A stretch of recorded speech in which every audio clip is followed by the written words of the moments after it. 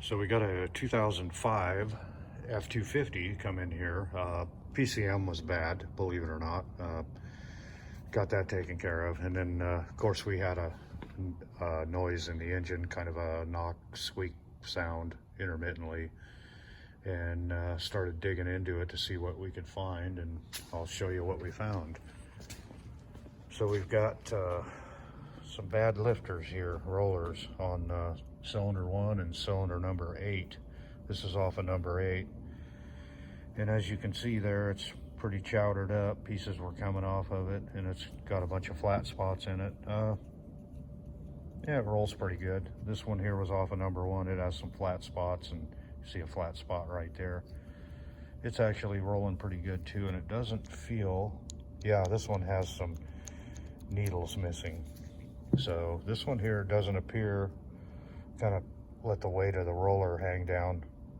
Yeah, I'm not really getting any movement out of that one, but this one definitely has some needles missing, and it did chowder up the cam lobe there, you can see, and then this lobe here on cylinder 1. So camshaft's junk, lifters are junk. You know, I'm not even going to speculate how this happens, because I've seen tests where they've done tests on all kinds of lifters. The heart, you know, did a Rockwell hardness test on them, on failed ones, on camshafts, and every one they tested was in spec. So, you know, why does this happen? I have no idea. I'm just here to fix it. So, the next thing we have to determine is this engine, you know, is it worth doing all this to? You know, because what you really need to do on this is completely disassemble every piece and part on this engine and thoroughly clean it. You know, it's all going to have to be cleaned.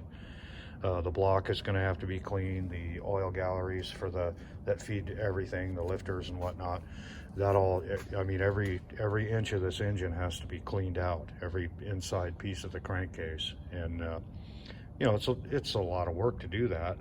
So is it worth it? And looking at this engine, it's a replacement engine. I don't know who did it, but you know, who built the engine, but you know, I mean, this thing's well worth fixing. You know, the crankshaft's beautiful, pretty clean inside. This is pretty damn clean. I mean, this thing's been pretty well cared for as far as maintenance goes. So we know that isn't the issue with the lifters. And I don't really want to even get into that, because there's so many ideas and theories out there, you know, until somebody comes up with something solid evidence as to why lifters are, you know, we know why flat taps are failing, but why are roller lifters failing, you know, now. So I don't even want to get into that, you know. Like I said, I'm just here to fix it. So pistons, well, I only pulled one out. They're all in good shape. Rings look great. Still have crosshatch in the cylinder. All the cylinders, I can see, you know, a nice crosshatch still in there. So yeah, this is worth fixing. You can get a lot more miles out of this, but we're going to have to thoroughly clean it. We are probably going to stick some bearings in it, because they do have wear on them. We'll throw some cam you know, we'll replace the cam rod and main bearings in it.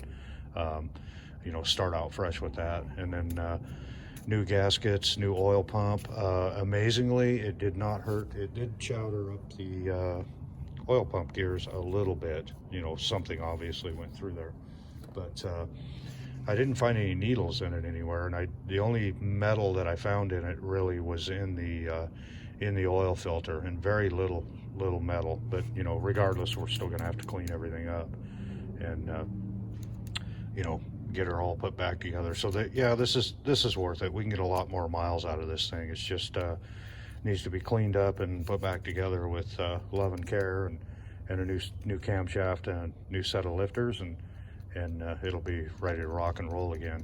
So, but I'll keep you posted on this. I'm kind of waiting to talk to the customer and figure out, you know, which direction he wants to go. And I know what direction I want to go in, but and what I would suggest, because, you know, I've been down, this isn't my first rodeo with these. I've had hundreds of these apart now, and know what you can, you know, what's workable and what's not workable. And that engine there it's very workable. It's one of the nicest engines that I've had to do an internal repair on, in fact.